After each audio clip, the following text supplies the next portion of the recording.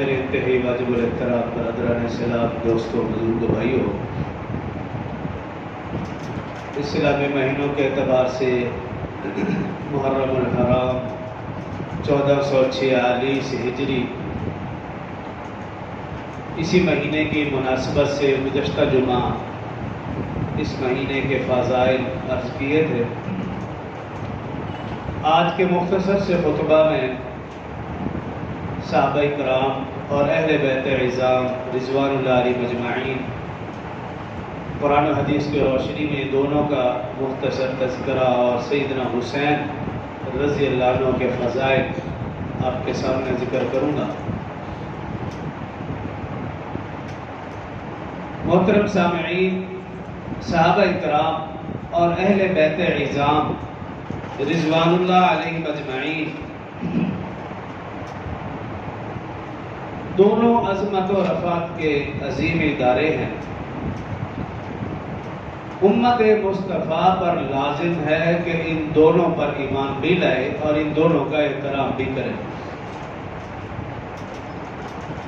اگر کوئی بدبخت، بد نصیب، بے ایمان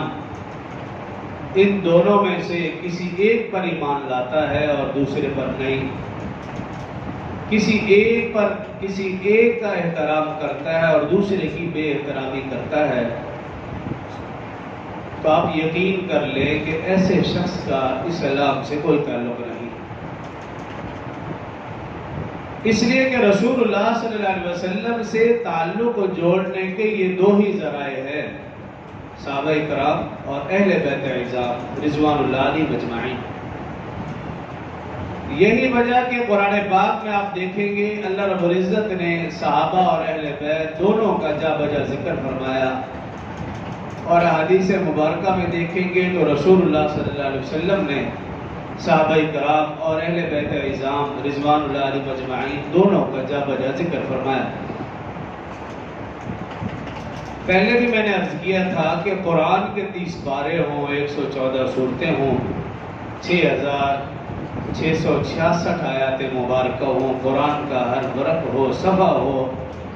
ہر حرف ہو، وہ صحابہ کرام رضوان اللہ علیہم اجمعین اور اہل بیت عظام رضوان اللہ علیہم اجمعین دونوں کی حقانیت اور دونوں کی صداقت کی گواہی دے رہے ہیں۔